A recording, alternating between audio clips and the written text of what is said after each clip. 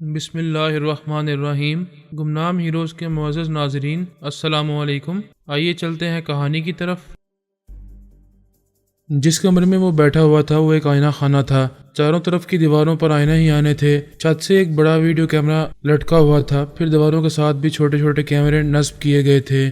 کمرے کے وسط میں ایک بہت ہی آرام دہ بستر بچھا ہوا تھا۔ اسے بستر نہیں وردان کی تجربہ کا کہنا چاہیے۔ وہ ایک حسینہ کا تجربہ کرنے والا تھا جو بظاہر ایک دکھائی دیتی تھی لیکن در پردہ دو عدد تھیں، جسے ملکہ کا تھا اور آتما شیوانی کی تھی، اور کچھ دیر بعد ان دونوں کے سنگم پر ایک ویڈیو فلم تیار ہونے والی تھی۔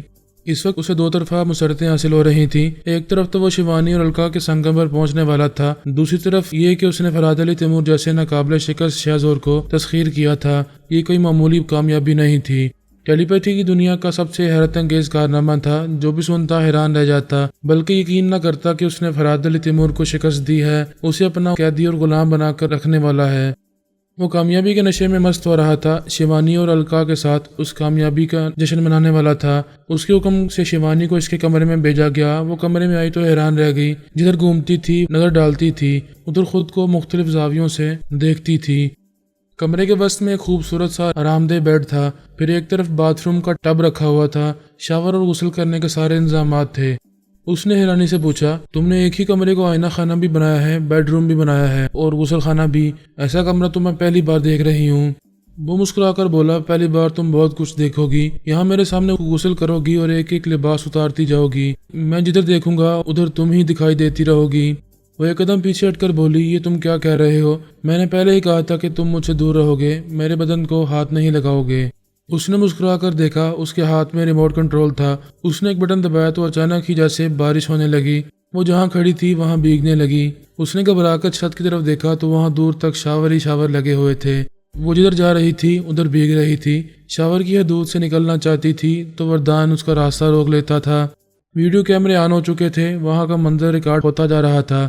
اس نے خود کو چھڑا کر وہاں سے جانے کی کوشش کی تو وردان نے اس کے گریبان کو پکڑ کر ایک زور کا جھٹکا دیا، وہ کپڑا دور تک پھٹتا چلا گیا۔ وہ ہنستے ہوئے بولا، تم نے ٹیلی پیتھی کی دنیا کے سب سے طاقتور انسان کو اپنا باڈی گارڈ بنایا تھا، وہ گارڈ تمہاری باڈی چھوڑ کر میرا قیدی بن چکا ہے۔ میں اس بنگلے سے دور ایک چھوٹے سے پہاڑی ٹیلے پر بیٹھا ہوا تھا۔ نیپال میں سپاہیوں اور سیکیورٹی گارڈز وغیرہ کو گورکھا کہتے ہیں۔ میں نے شیوانی کے ذریعے ایک گورکھا کی باتیں سنی تھی اور اس کے دماغ میں پہنچ گیا تھا۔ جب وہ آئینہ خانے میں چلی گئی تو میں نے گورکھا کے دماغ پر بری طرح قبضہ جمایا۔ وہ اپنی گن سنبھالتا ہوا اس آئینہ خانے کے دروازے پر پہنچا۔ وردان نے اس وقت اپنا موبائل فون بند کر رکھا تھا اور دروازہ بھی اندر سے بند تھا۔ باہر تمام ملازمین کو تاکید کی گئی تھی کہ کوئی دروازے پر آ کر دستک نہ دے۔ الپا نے میرے پلان کے مطابق دو گورکھا کے دماغوں میں جگہ بنائی تھی، وہ دونوں بھی کوٹھی کے اندر تھے۔ انہوں نے الپا کی مرضی کے مطابق ادھر ادھر فائر کیے، دو چار گولیاں چلائیں۔ ایسے وقت میرے اہلکار گورکھا نے دروازے پر زور زور سے دستک دی۔ وردان اس بند آئینہ خانے میں مست ہو رہا تھا، فائر کی آواز سن کر چونک گیا تھا۔ پھر دروازے پر دستک ہوئی تو جھنجھلا کر بولا، کیا ہوا، کیوں آئے ہو یہاں؟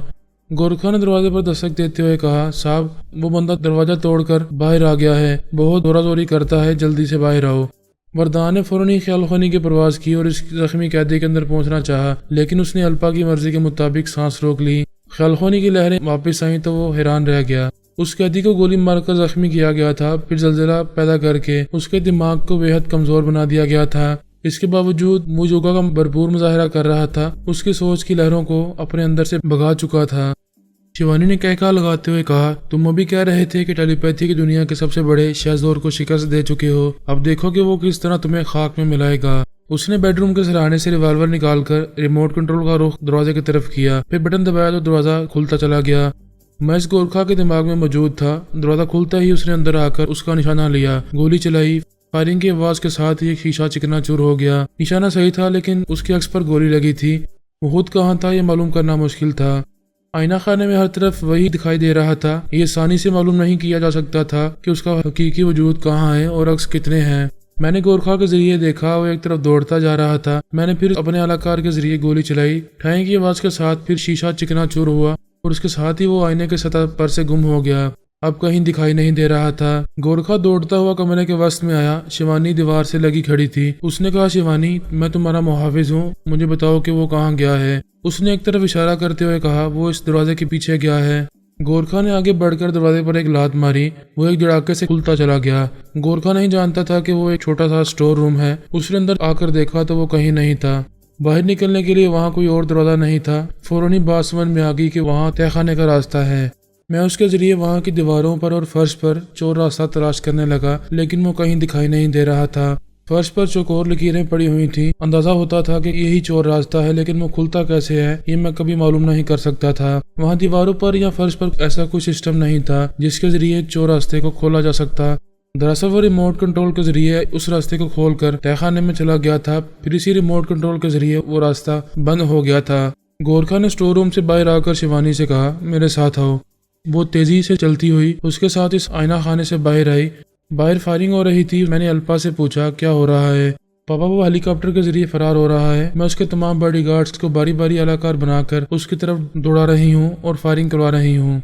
बाहर वो कार खड़ी हुई थी जिसमें शिवानी को लाया गया था। गोरखा ने कहा, जाओ उसमें बैठो और इसे ड्राइव करती हुई काठमांडू चली जाओ। वो चलती हुई गाड़ी में जाकर बैठ गई। ड्राइव करती हुई वहां से जाने लगी।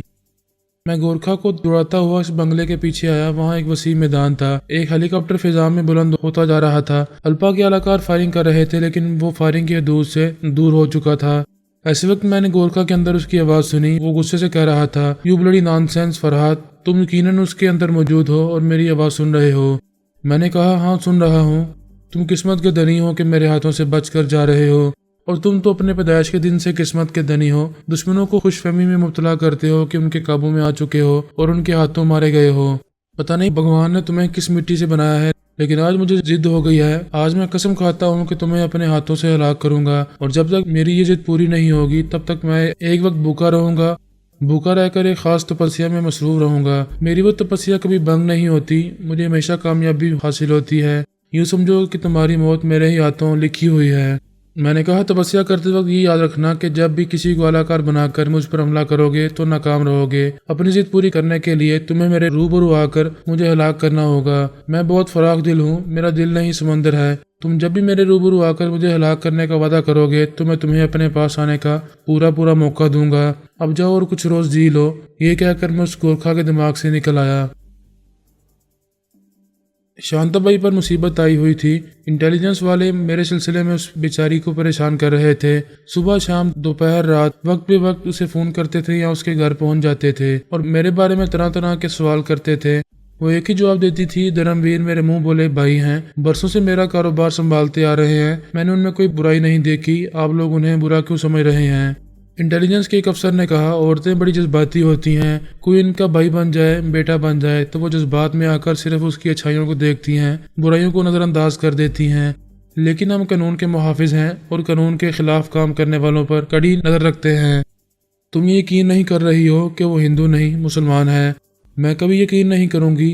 अगर वो मुसलमान होते तब भी मैं बहन बनकर उनके गले लगती। वो इंसान नहीं फरिश्ता हैं। मेरी बेटी आला बीबी वहाँ शांताबाई की बेटी नेहा बनकर रहती थी। उससे भी सवालात किए जा रहे थे। उसने पूरे एतमाद से कह दिया था, मिस्टर धर्मवीर मेरे अंकल हैं। वो सिर्फ मेरे अंकल ही नहीं, मेरे गुरुदेव भी हैं। मैं उनके खिलाफ ना कोई बात सुनूंगी, ना आप लोगों के किसी सवाल का जवाब दूंगी। एक अफसर ने शांताबाई से कहा, अगर वो मुजरिम नहीं है तो कहाँ रोपोश हो गया है?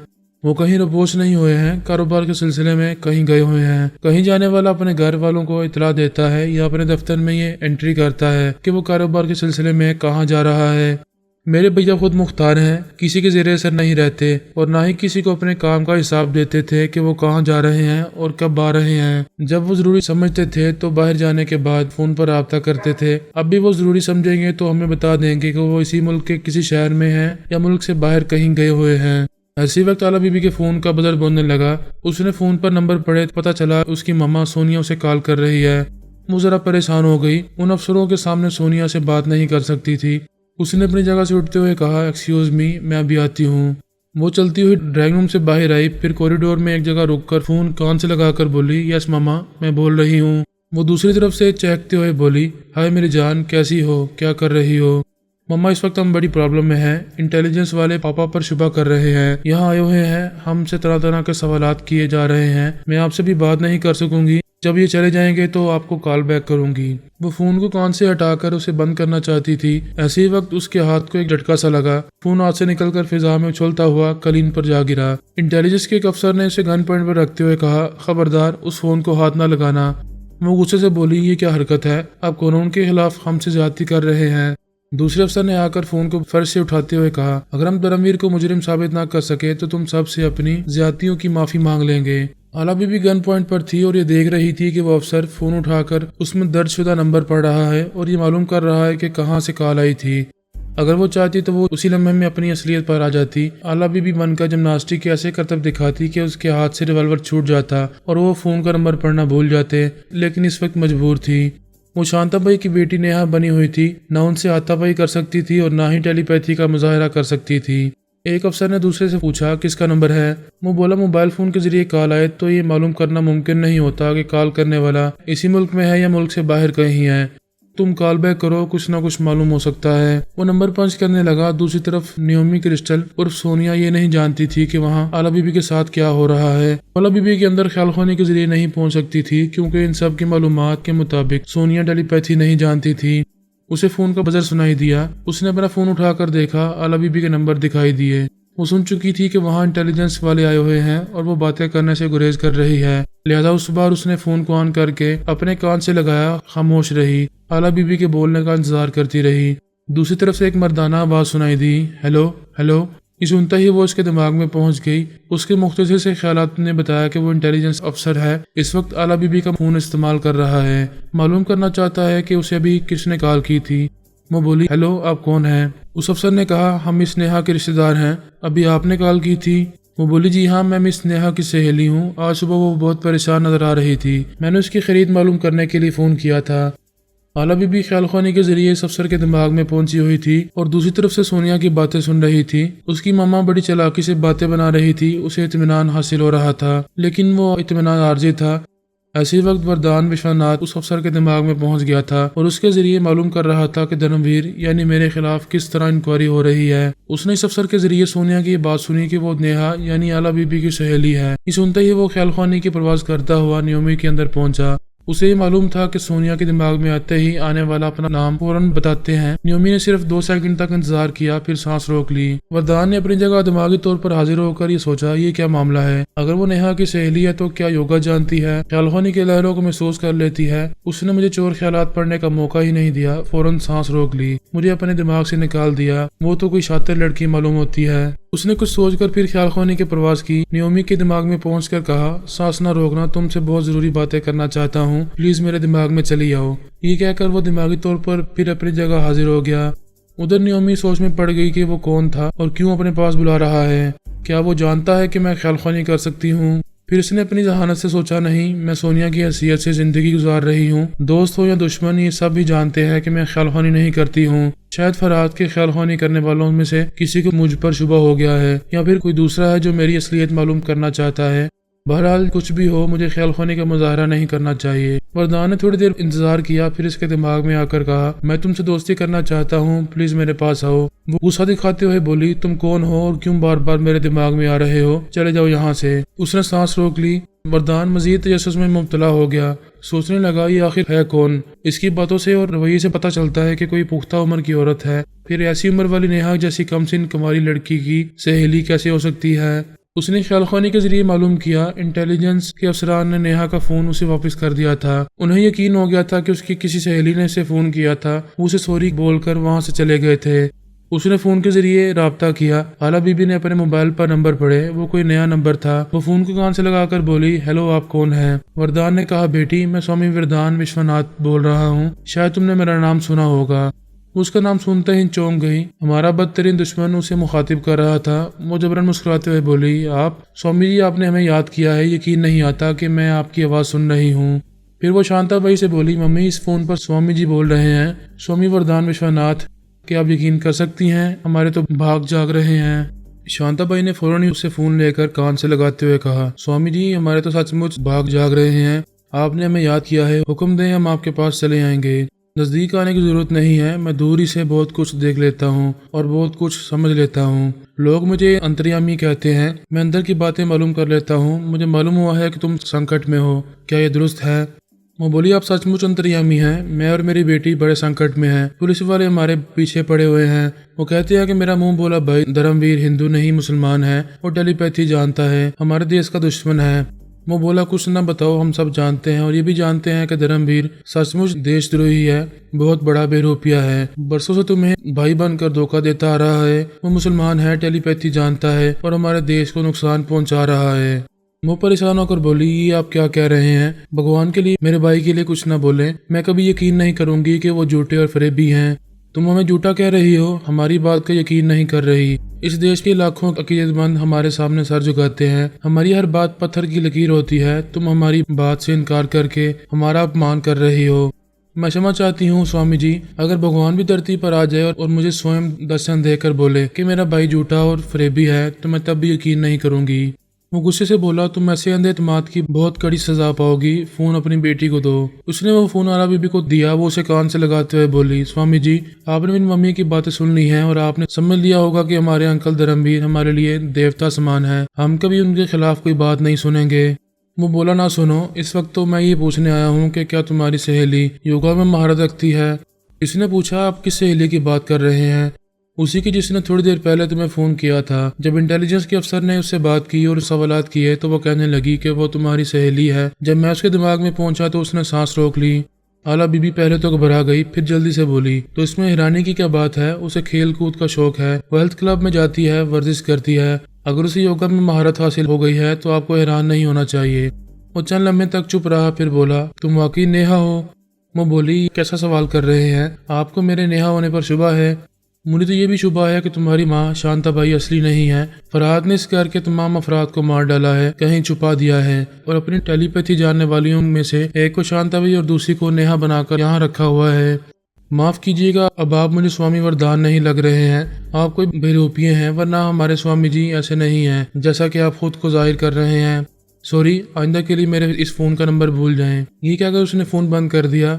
اسے بند کرتے ہی اپنے اندر پرائی سوچ کی لہروں کو محسوس کیا، لیکن جواباً کچھ نہیں کہا، انجان بنی رہی۔ شانتا بائی سے موجودہ حالات کے مطابق گفتگو کرنے لگی۔ تھوڑی دیر بعد وہ سوچ کی لہریں واپس چلی گئیں۔ یہ بات سمجھ میں آ گئی کہ وردان آ کر اس کے چور خیالات پڑھ رہا تھا، اصلیت معلوم کرنا چاہتا تھا اور یہ معلوم کر کے مطمئن ہو گیا کہ وہ شانتا بائی کی بیٹی نیہا ہے۔ اس نے شانتا بائی کے بھی چور خیالات پڑھے ہوں گے اور مطمئن ہو گیا ہوگا، لیکن دھرم ویر کے معاملے میں مطمئن نہیں تھا۔ اسے پورا یقین ہو گیا تھا کہ وہ میں ہی ہوں۔ نیپال میں وہ ایک بہت بڑے جان لیوا حملے سے بچا تھا، کبھی سوچ بھی نہیں سکتا تھا کہ مجھے نیپال بلا کر میری جان لینا چاہے گا تو خود اس کی جان کے لالے پڑ جائیں گے۔ آلا بی بی نے مجھے مخاطب کیا، پاپا یہ وردان ہمیں بہت پریشان کر رہا ہے، ابھی میری چور خیالات پڑھ رہا تھا، بہرحال مطمئن ہو کر گیا ہے کہ میں شانتا بائی کی بیٹی ہوں اور یقیناً وہ شانتا بائی کے سلسلے میں بھی مطمئن ہو گیا ہوگا۔ پھر اس نے مجھے بتایا کہ ابھی وہاں کیا ہو چکا ہے۔ میں نے کہا اطمینان رکھو، اب وہ تم لوگوں پر شبہ نہیں کرے گا، صرف مجھے ہی بے نقاب کرنے کی کوششیں کرتا رہے گا۔ میں ابھی تمہاری مما کے پاس جا رہا ہوں۔ میں نے سونیا کو مخاطب کیا، پھر کہا تم نے ابھی آلا بی بی سے فون پر بات کی تھی، یہ بات ان کے لیے مہنگی پڑ گئی۔ وردان ان کے پیچھے پڑ گیا تھا۔ بہرحال شیطان جان سے نہیں مارتا، صرف ہلکان کرتا ہے، وہ ایسے ہی الٹی سیدھی حرکتیں کرتا رہے گا اور خود پریشان ہوتا رہے گا۔ نیومی نے کہا وہ کم وقت شاید میرے پاس بھی آیا تھا، میں نے پرائی سوچ کی لہروں کو محسوس کیا تھا، پھر سانس روک کر اسے بھگا دیا۔ وہ تھوڑی دیر بعد آیا تھا اور کہہ رہا تھا مجھ سے دوستی کرنا چاہتا ہے، ضروری باتیں کرنا چاہتا ہے، میں اس کے دماغ میں آؤں۔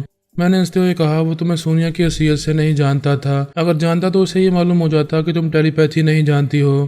وہ خوش ہو رہی تھی، یہ اطمینان حاصل ہو رہا تھا کہ میں اس کے اندر پہنچ کر اس کے خیالات پڑھ کر بھی اسے سونیا تسلیم کر رہا ہوں۔ اس نے اپنے خیالات کے ذریعے کچھ ایسا ظاہر کیا تھا جیسے سر چکرا گیا ہو۔ میں نے پوچھا کیا ہوا، خیریت تو ہے؟ وہ ذرا پریشان ہو کر بولی ہاں کبھی کبھی سر چکرانے لگتا ہے، میں کمزوری محسوس کرنے لگی ہوں، تمہیں کسی ڈاکٹر سے کنسلٹ کرنا چاہیے۔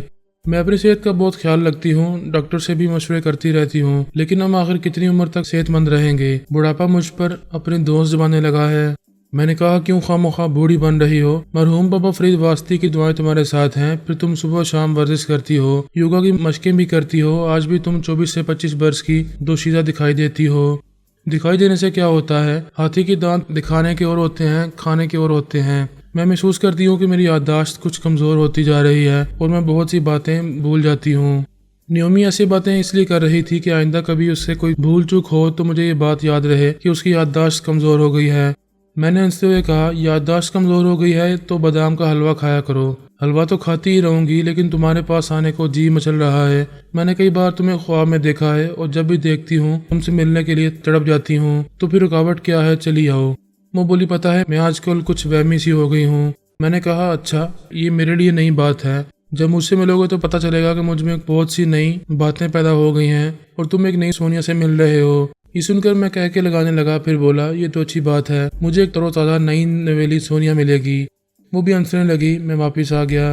वरदान के मतलब ये नहीं जानता था कि वो अब कहाँ होगा और क्या कर रहा होगा। ये यकीन था कि मेरे ही खिलाफ सोच रहा होगा। मैं उसके लिए बहुत बड़ा चैलेंज बन गया था। उसने कसम भी खाई थी कि जब तक मुझे जान से नहीं मारेगा उस वक्त तक एक वक्त भूखा रहेगा और भूखा रहने के दौरान एक खास किस्म की तपस्या करेगा।